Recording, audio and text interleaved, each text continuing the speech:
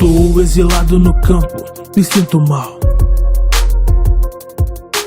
Para retomar minha vida, lhe escrevo esse manual. Confie em minha alteza, isso para ti será vital. Ser frio e racional é essencial. Esse é o pensamento basal. Vou dizer aqui como a política é feita. Não é o que queria, mas não vou enfeitar. Melhor aceitar. Observei nobres e reis até enjoar. Agora tem aqui a receita pronta. Se não lhe for útil, nele cobra conta. Então vamos lá. Primeiramente, prepare a mente. Pode ser um choque, mas a informação é quente. A política e a moral cristã são divergentes. Não será um bom cristão se for eficiente. Não existe um só grande político temente. Analisei o assunto de maneira proficiente, teórica e empiricamente. Fortuna do rei depende de virtude política. Virtude que na verdade tem mais qualidade de quanto mais verdade se abdica. Deve ser amado e temido para governar. Se não puder ser amado bem temido bastará. Tem que ter habilidade para não se desgastar, pois se o povo te odiar, não há temor nenhum no mundo que vai lhe salvar. Felizmente o povo quer se enganar. Então basta mostrar 5 grandes atributos para conquistar: religiosidade, piedade, fidelidade, humanidade, integridade.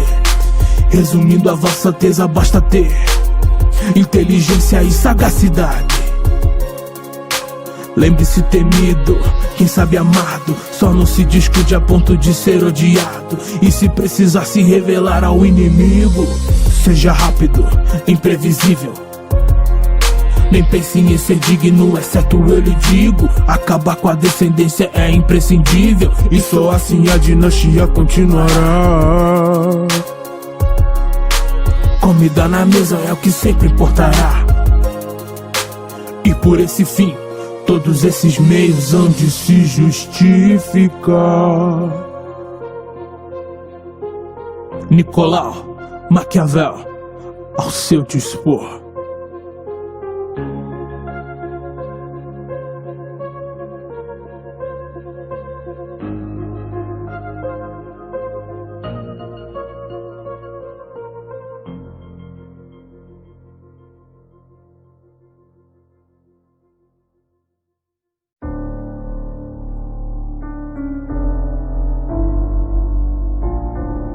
O homem é o lobo do próprio homem.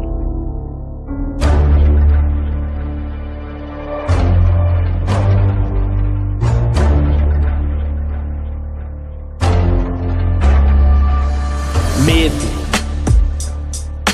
é o principal sentimento. No estado de natureza, somos quase iguais. Se um for mais forte, o outro logo pensa mais. Mas apesar do relativo equilíbrio, preservar a vida é sempre o primeiro instinto. Na guerra de todos contra todos, todos matam, todos morrem, somos todos lobos. Para acabar com esse mal, o homem racional faz um pacto social e consegue segurança em troca da sua liberdade individual. Que tal? Entregamos voluntariamente o poder para poder viver. Um argumento especial, mesmo sendo paradoxal. E a quem entregamos tal poder? A um só homem ou ao comitê? Se o intuito é criar a ordem, é melhor que um só rei tenha esse dever. E assim um Leviatã iremos criar. Um monstro poderoso vai nos oprimir e vai nos salvar. E no silêncio da lei, o homem encontra a liberdade.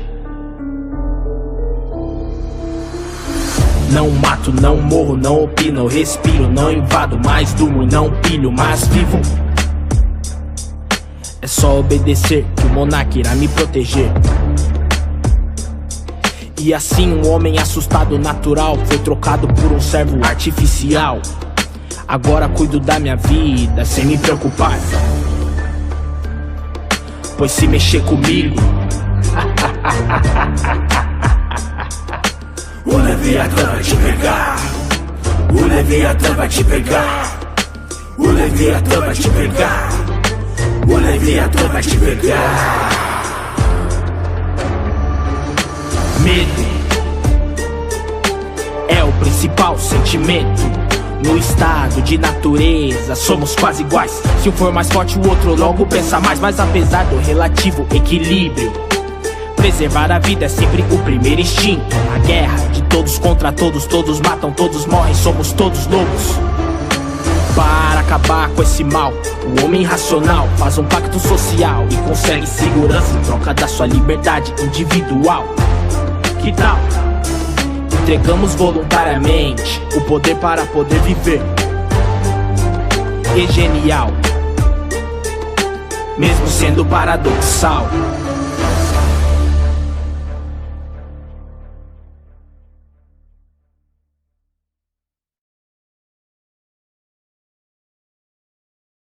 Turma, tudo bom com vocês? Começamos com tudo essa aula, não foi? Essa aula de hoje nós vamos falar um pouco sobre ideias e crenças como bases do absolutismo, certo? Está na página de vocês, que é a página 112, onde o assunto que nós estamos estudando é o capítulo 6, que está falando do Estado absolutista europeu. Então, para que houvesse de fato uma consolidação teórica de um Estado absolutista, era necessário que tivessem algumas teorias que legitimassem a autoridade do rei. Lembrando a vocês que o absolutismo monárquico é o poder concentrado na mão de uma só pessoa. Nesse caso aqui, o próprio rei. Então se chama aí absolutismo monárquico. E o absolutismo significou grande concentração de poder na mão dos reis, numa época em que as atividades comerciais se expandiam e a burguesia acumulava riqueza. Então nós vimos aí um pouco desse assunto, né, na aula passada. E sempre que eu digo um pouco é porque também gradativamente nós vamos acrescentando esse assunto, tá? Então, baseado no que estudamos na aula passada, nós vamos a partir de agora estudar as ideias e os teóricos absolutistas, tá bom? Então fiquem ligados aí, porque já foi dada uma dica muito boa nos 2 primeiros vídeos com música, né? Vocês acabaram de assistir. Acredito que até tenham estranhado um pouco, mas eu fazendo uma pesquisa aqui relacionando história com música, eu encontrei essas 2 preciosidades que falavam aí de Maquiavel e Thomas Hobbes. São 2 teóricos absolutistas. Pena que eu não consegui encontrar uma música legal com outro teórico que também está no livro de vocês, que é de Jacques Bossuet, certo? Então, mas aí já valeu só de ter visto aquelas 2 músicas em forma de rap, né? Sei lá se é rap, se é hip hop, sei muito bem qual é a diferença entre um e o outro, mas o fato é que hoje nós vamos estudar esses teóricos. Os 3 teóricos aí ficam, respectivamente, Nicolau Maquiavel, Thomas Hobbes e Jacques Bossuet. Okay? Então vamos tentar resumir um pouco dos 2 primeiros, né, que vamos estudar, Maquiavel, depois Hobbes, que estavam na música aí que vocês escutaram nos 2 vídeos. Em seguida eu termino falando sobre Jacques Bossuet. Mas é importante entendermos que esses teóricos absolutistas, como está aqui no slide de vocês, que o absolutismo ele tinha que ser justificado pela fé para que as pessoas considerassem legítimo. Daí surgiram teorias para justificar as atitudes reais. E aqui as atitudes reais está relacionada aí às atitudes do rei. Por que o povo deveria obedecer à figura do rei? E por que uma determinada pessoa teria um poder absoluto em suas mãos? É baseado em quê? Então começaram a partir daí surgir vários teóricos para justificar a autoridade do rei absolutista, certo? Então a gente vai, baseado nisso, conversar um pouco sobre alguns desses teóricos. E aí, como eu falei, seria necessário então, para acalmar o coração do povo, e essa teoria, né, existisse uma teoria que justificasse o poder absoluto do rei. Então nós temos aqui, 3 teóricos. A base teórica de apoio ao absolutismo monárquico foi desenvolvida por importantes escritores, entre eles Thomas Hobbes, Nicolau Maquiavel e Jacques Bossuet. Tem outro também, mas o livro de vocês, na página 112, não quis citar, que eu também acharia até importante, que se chama Jean Bodin. Mas esse Jean Bodin também era um padre, e ele segue a mesma base de Jacques Bossuet. Certo? Talvez desses 3 aqui, o que vocês mais conheçam é Nicolau Maquiavel. Mas vamos estudar um pouco, a partir de agora, sobre esses 3 teóricos. Então, falando aí sobre os teóricos absolutistas, temos aí Nicolau Maquiavel, e na página 112 de vocês diz assim: para estabelecer e sustentar regimes absolutistas, os monarcas precisaram do apoio dos nobres, da burguesia e do clero. Conversamos na aula passada sobre isso.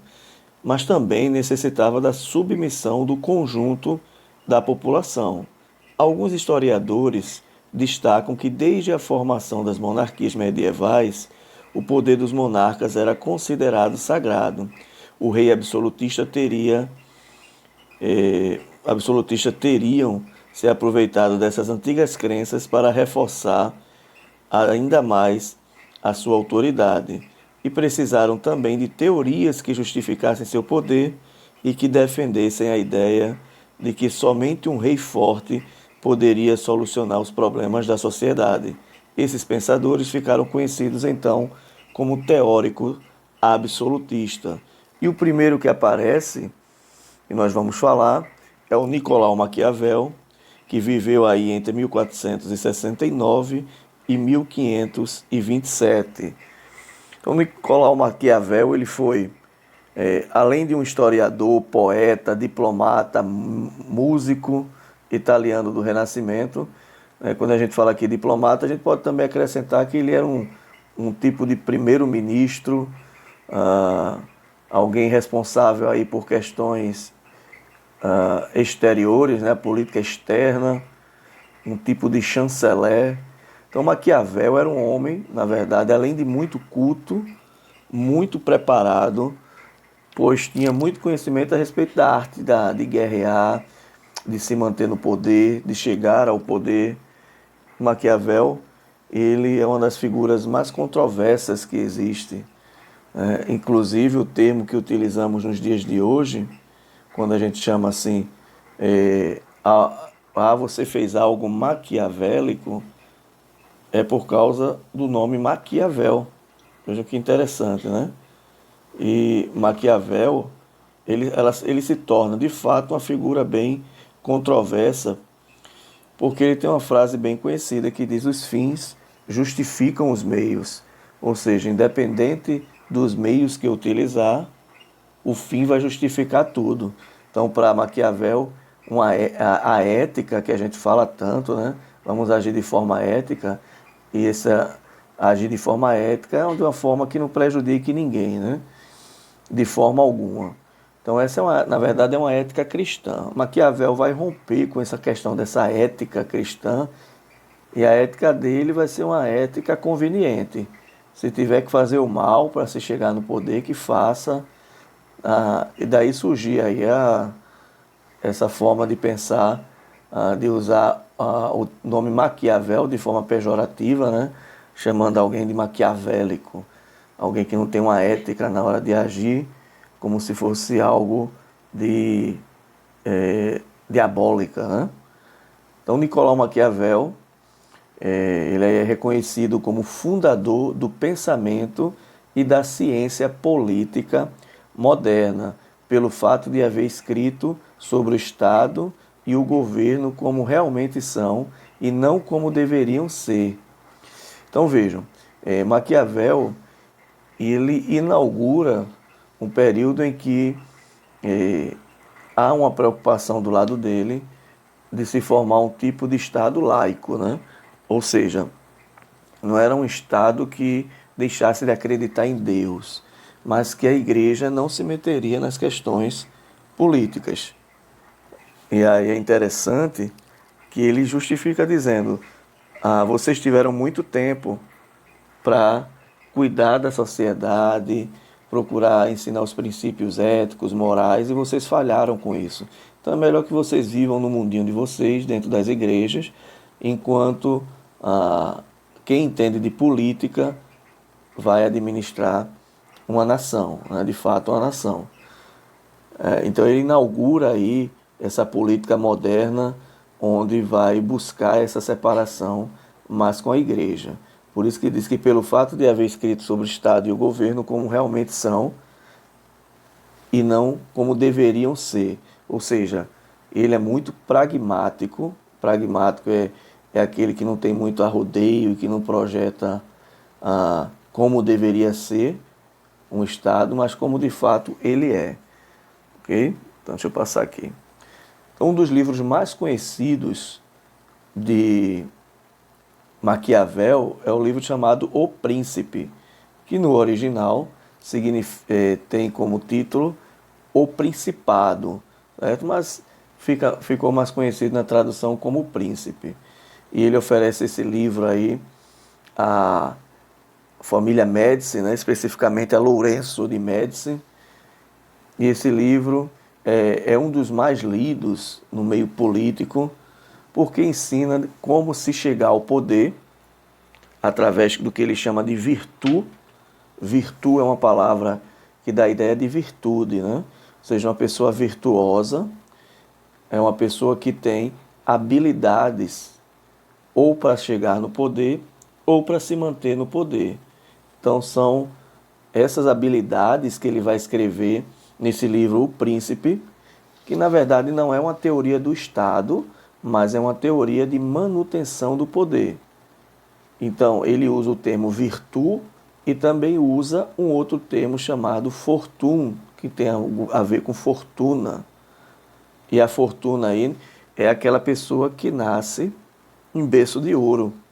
O que quer dizer nascer em berço de ouro? Uma pessoa que nasce numa família rica, na nobreza, né? E aí ele tem grandes oportunidades de se tornar uma pessoa destacada na sociedade. Mas o próprio Maquiavel, nesse livro, vai ensinar que mesmo você tendo fortuna, você tem que saber se manter no poder. Mas se essa fortuna, que tem a ver com desígnio divino, o que é desígnio? O destino traçado pelo próprio Deus, a ideia de Maquiavel é que Deus, ele dá um destino para todas as pessoas. Pessoas nascem em família pobre, família rica. É Deus quem vai traçar esse destino. Então, se você já nasceu num berço rico, você tem que aprender a como se manter no poder. Mas se você não nasceu numa família rica e quer chegar ao poder, aí você tem que ser virtuoso em como conseguir chegar ao poder e depois de como se manter no poder.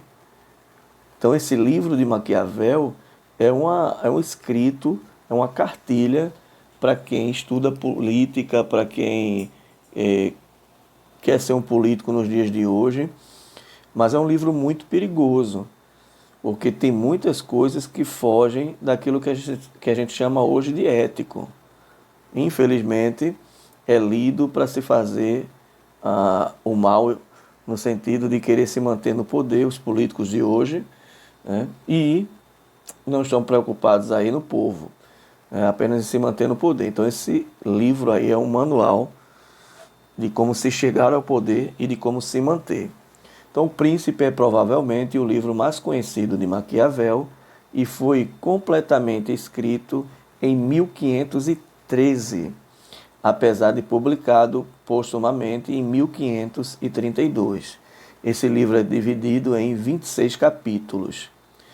É muito fácil de encontrar esse livro, tá, pessoal? Você encontra no Kindle, você pode baixar até em PDF, você encontra comentários dele no YouTube, e em qualquer livraria você consegue comprar esse livro aí por no máximo R$10, porque ele é muito procurado também. O preço simbólico, na verdade, né? Mas é um livro bastante interessante. Então, no livro O Príncipe, Maquiavel defende o poder dos reis. Então, o primeiro objetivo de Maquiavel é defender e legitimar o poder do rei, certo? Na verdade, ele não está nem tão preocupado em legitimar. A preocupação dele maior é de ensinar a um futuro príncipe, a um futuro rei, né, que ainda é um príncipe, a como se manter no poder. E claro que um rei também estudaria e aprenderia estratégia, porque Maquiavel era um grande estrategista de como se manter no poder. Então, de acordo com suas ideias, o governante poderia fazer qualquer coisa em seu território para conseguir a ordem. E de acordo com o pensador, o rei poderia usar até mesmo a violência para atingir seus objetivos. É deste teórico a famosa frase: os fins justificam os meios. Infelizmente, essa frase não está contida nesses teóricos de Maquiavel. Você não vai encontrar no Príncipe essa frase: os fins justificam os meios. O que acontece é que um estudioso na área de Maquiavel, me fugiu da mente agora o nome do cidadão, mas ele resume o pensamento de Maquiavel dizendo que a teoria política de Maquiavel é voltada para os fins justificarem os meios. Então é isso que Maquiavel de fato vai tentar passar. Independente de qualquer coisa, eu posso fazer qualquer coisa para poder me manter e chegar no poder. Aqui está uma folha do rosto da edição de 1550 de Nicolau Maquiavel, o Príncipe. Então o rosto dele era mais ou menos esse, parecido, né? Então veja que essa é uma edição de 1550. Maquiavel, ele usa essa frase, né? Os fins justificam os meios, mas tem outra frase muito conhecida dele também, que é melhor ser temido do que amado. Nessa frase, o que ele quer dizer com isso? Porque ele diz que é muito difícil um rei ser amado por todos. E se isso acontecesse, é porque o rei é muito piedoso. E quando o rei é muito piedoso, não há um respeito total dos seus súditos, porque o rei também precisa ser temido. Então, quando o rei aparece como piedoso, as pessoas vão poder fazer qualquer coisa de ruim e dizer: não, mas o rei, ele é misericordioso, ele é piedoso, ele vai me perdoar. Então a desordem vai começar na sociedade porque o rei, ele é muito amado. O que ele diz que, na verdade, o rei tem que ser temido e amado ao mesmo tempo. Só que ele diz que isso é quase impossível, porque quem é amado não é temido, e quem é temido não é amado. Aí Maquiavel diz: nesse caso, é melhor ser temido do que amado, certo? E aí ele vai ensinando cada vez mais estratégias de como se chegar no poder e se manter. E ser temido e mais temido do que amado. Então é um livro muito bom e eu indico para vocês, e esse é um teórico absolutista, mas na verdade Maquiavel, ele era um republicano. Ele não queria o poder concentrado na mão de uma só pessoa, mas ele entendia que para que as pessoas pudessem viver uma verdadeira república, com a divisão dos poderes, como fosse a nossa democracia, as pessoas deveriam aprender a respeitar as leis e obedecerem. Então eles tinham que passar primeiro por um governo forte e absolutista, para quando eles aprenderem, já se acostumarem a obedecer à lei, ir para um passo a mais, que seria a república, onde o poder do rei seria distribuído entre executivo, legislativo e judiciário. Tá certo? Então Maquiavel tinha toda essa preocupação, inicialmente, de entender a necessidade de um governo absolutista. Então, em poucas palavras, ele se torna um teórico absolutista. Certo? O segundo teórico é o Thomas Hobbes, de 1588 a 1679. Thomas Hobbes aí, ele é um filósofo inglês que defendia a ideia de que a natureza humana era desde sempre má e egoísta. Assim como Maquiavel também, eles não acreditavam que o homem nascia bom. Ele vai dizer que o homem nascia mal. Por natureza, ele já tem uma natureza má, uma natureza ruim. Porque eles eram cristãos, né? Então a ideia de pecado aparece nos teóricos de Thomas Hobbes, e Maquiavel era católico e também acreditava que, devido ao pecado, o ser humano já nasce pecador.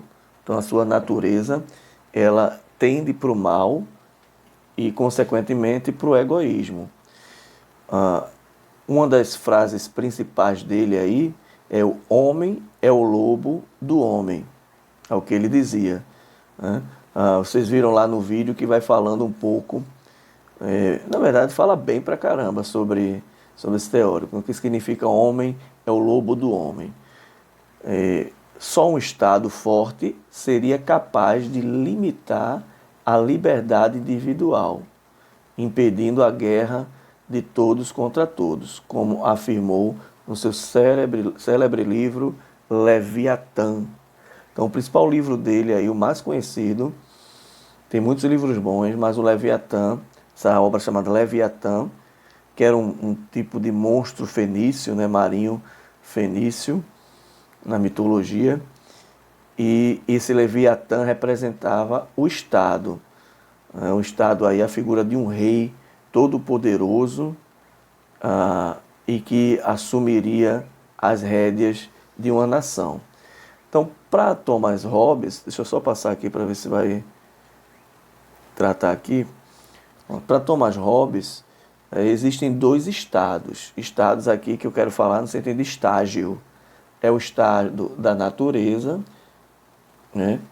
E o outro estado que está falando é o estado de sociedade. Então, o estado de natureza é o homem que age por instinto. É onde não há leis, onde as pessoas, cada um coloca a sua própria regra, suas próprias leis, e aí se torna o homem lobo do próprio homem, porque não existem leis e cada um vai agir com justiça de acordo com a sua vontade, certo? Então é uma guerra constante de todos contra todos. Então, para evitar essa desordem, toda essa bagunça, e o homem está se matando uns aos outros, ele fala que seria importante aí que o povo, através de um contrato social entre eles mesmos, escolhessem os seus representantes para criar as leis, para manter a ordem na sociedade. Só que, segundo o Thomas Hobbes, mesmo que tivesse representantes, ainda não seria tão bom. Deveria ter uma pessoa só que tivesse todo o poder na sua mão. Então, esse pensador inglês, autor do livro Leviatã, defendia a ideia de que o rei salvou a civilização da barbárie e, portanto, através de um contrato social, a população deveria ceder ao Estado todos os poderes. Então, quando Thomas Hobbes estudou sobre o absolutismo monárquico, ele vai dizer que as pessoas devem obedecer ao rei, porque foi a monarquia que salvou as nações da barbárie. O que é a barbárie? É aquele estado de natureza, da frase de que o homem é lobo para outro homem, onde não há leis. Então, quando as pessoas cederam, abriram mão da sua liberdade para entregar ela a uma pessoa, a partir daí essa pessoa passou a ser chamada de rei, e tendo todo o poder na sua mão, ele organizou a sociedade e salvou essa nação de um mal pior. Então está aqui a figura do grande Leviatã, né? Essa figura aqui de cima, deixa eu só pegar aqui a caneta. Ó, isso aqui representa, aqui não está bem destacado, mas são as pessoas, tá? Tem pessoas aqui, tá? É o povo. Aqui, ó, é a grande nação, essa parte todinha aqui, ó, as cidades. Aqui é o poder da espada e da justiça que ele possuía, que foi entregue a essa figura chamada rei.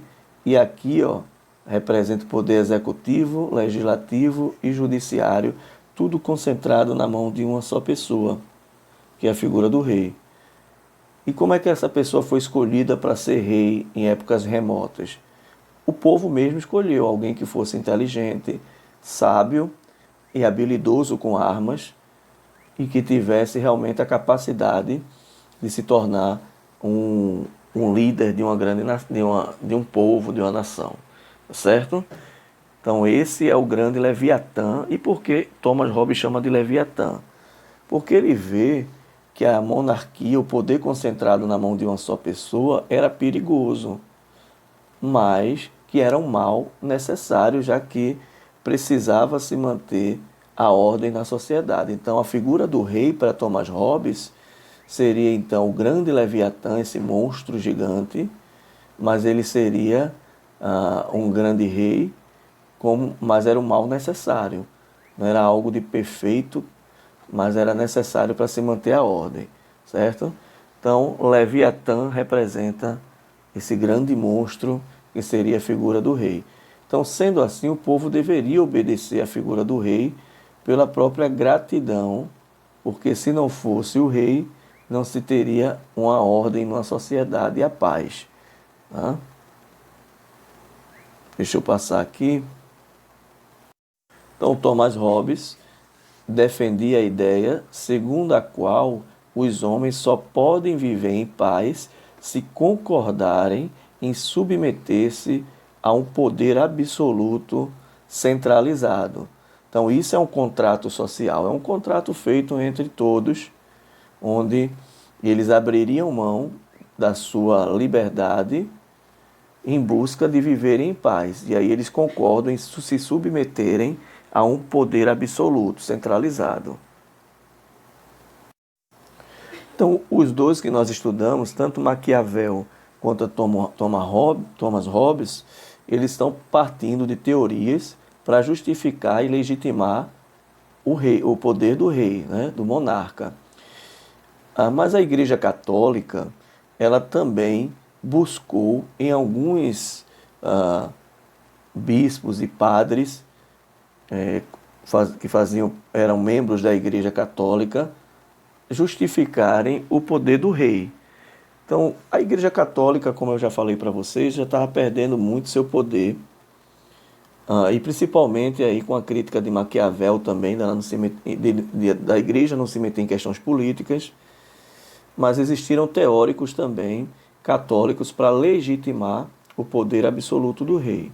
Então, para esse filósofo, Jacques Bossuet, ele era um francês, o rei era o representante de Deus na terra. Portanto, todos deveriam obedecê-lo sem contestar suas atitudes. Sua obra principal, que ele escreveu, é a Política tirada da Sagrada Escritura. Então é interessante que a Bíblia também fala sobre política, não no sentido de política hoje, mas na questão das autoridades, daqueles que devem obedecer. Então há um trecho na Bíblia que diz que toda autoridade que é instituída por Deus, em qualquer lugar, mas abaixo dele, toda autoridade que existir foi instituída por ele, certo? Sendo assim, porque Deus pode decretar, ou permitir que o povo escolha um rei, e aí de repente o povo pode escolher de forma errada um rei, um príncipe, um presidente, seja o que for, e sofrer as consequências. Mas mesmo assim Deus permitiu. Então, se é uma permissão de Deus, as pessoas deveriam obedecer a essa autoridade, porque ela é instituída por Deus.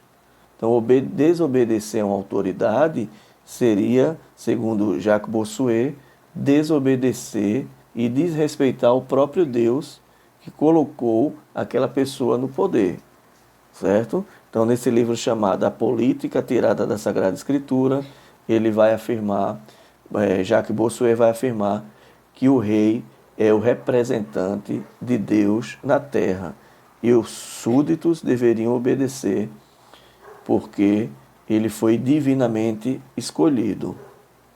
Então, segundo Jacques Bossuet, o rei empregava seu poder para o bem público. Esse era o primeiro ponto que ele defendia, certo? Não era para buscar se manter no poder, mas era para o bem público. E é claro que isso é muito relativo, existem reis ambiciosos que não estão preocupados tanto com os súditos, mas, segundo a teoria de Jean-Jacques Bossuet, para que o povo se acalmasse, já que o absolutismo monárquico estava aparecendo na modernidade, no período chamado Idade Moderna, então, na sua obra, ele diz, olha, não se preocupem, o rei está no poder e ele emprega o seu poder para o bem público, não para o seu próprio bem. Segundo, ele diz, o rei não deve prestar conta a ninguém do que ordena e tem um poder inquestionável, além de uma autoridade ilimitada. Esse é realmente uma teoria absolutista, porque qualquer ação do rei, ele não deve prestar conta com ninguém. Ele é a autoridade máxima. E inquestionável, ou seja, segundo Jacques Bossuet, ele seria irrepreensível, inquestionável, e todos deveriam aceitar as decisões do rei, porque a sua autoridade era uma autoridade ilimitada. Ele poderia criar leis, ele poderia retirar leis de acordo com aquilo que ele vê que é conveniente. Importante, que segundo Jean Bossuet, o objetivo era sempre o bem público. E terceiro, quando o rei julga, não há outro julgamento possível. Ou seja, a última palavra seria sempre do rei. Então aqui está um exemplo do rei de Luís XVI de Bourbon, onde tem aí aqui o rei, Deus mortal, que está abaixo do Deus imortal.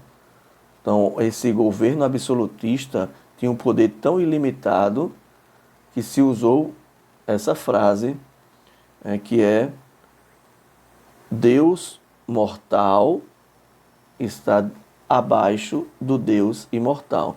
Quem é o Deus mortal aqui? Essa figura chamada de rei.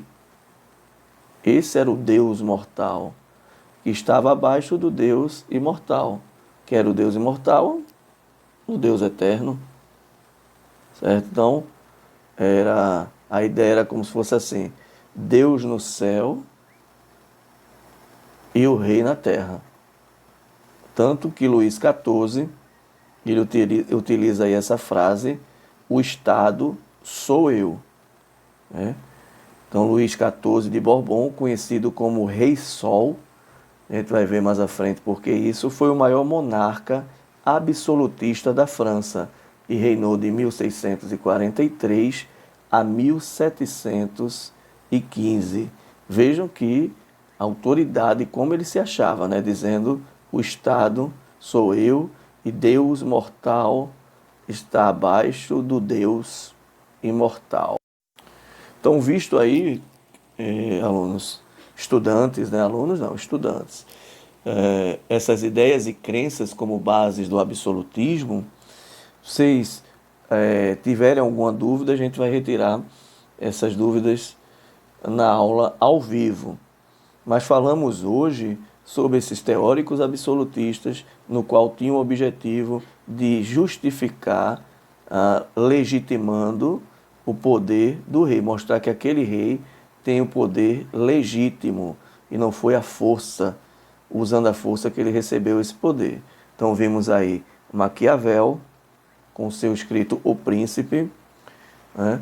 Vimos também o próprio Thomas Hobbes, né, com Leviatã, e vimos também Jacques Bossuet falando aí sobre a política de acordo com as escrituras sagradas. Okay?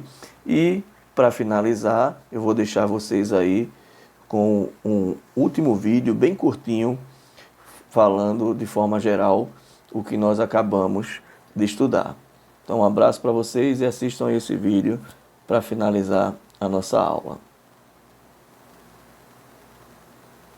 E aí, tudo bem? Sejam bem-vindos a mais um vídeo do Parabólica. E você sabe o que são as monarquias absolutistas? Gente, eu explico para vocês mais uma vez. É um modo de governo dos primeiros estados nacionais, onde o rei tinha o poder de governar acima das próprias leis. Sim, ele fazia as leis e ele governava acima delas. Mas para entender melhor, a gente vai estudar um pouquinho dos filósofos do absolutismo, para entender o que eles falavam sobre essas monarquias absolutistas. O primeiro, talvez o mais famoso, o mais importante, é o Nicolau Maquiavel, o florentino Maquiavel, que dizia que a política está acima da moral. Peraí, a política está acima da moral? É basicamente o fim justifica os meios que ele quer dizer. Na verdade, o fim significa o objetivo do rei, aonde ele quer chegar, o poder, e os meios seriam a prática para poder chegar no fim, o que ele vai fazer para chegar no poder. Bom, o Maquiavel também dizia outras coisas importantes, entre elas que o rei precisava ter virtu, que seriam qualidades, e fortu, a sorte, ou seja, o rei tem que ser o máximo. Outro filósofo extremamente importante para a gente é o inglês, o britânico Thomas Hobbes. O que o Thomas Hobbes diz? Simples, ele dizia que antes do absolutismo, os seres humanos viviam em um estado de natureza selvagem, de guerra, sem leis, e através de um contrato social, abdicavam de sua liberdade a entregando ao rei, que vai governá-los e impor as leis. O livro dele se chama Leviatã, e tá aí a representação do Leviatã para vocês. É um rei gigante, percebam? A espada na mão direita representa o poder militar desse rei, e o cetro e a coroa representam a centralização do poder político desse rei, através do poder executivo, legislativo e judiciário. Ele era tudo isso mesmo. Agora, reparem que no corpo dele existem várias pessoas. Isso significa que o rei é o representante dos súditos e, por isso, as suas decisões são justificadas pelo contrato social. Tem mais um filósofo que é bem tranquilo de entender, chamado de Jacques Bossuet. É um francês. E o que o Jacques Bossuet diz pra gente? Simples, a teoria dele se chama teoria do direito divino. Rebelar-se contra o rei é rebelar-se contra Deus. E aí, gostou? Se gostou, curte, compartilha e se inscreva no canal. Eu vejo vocês no próximo vídeo. Tchau!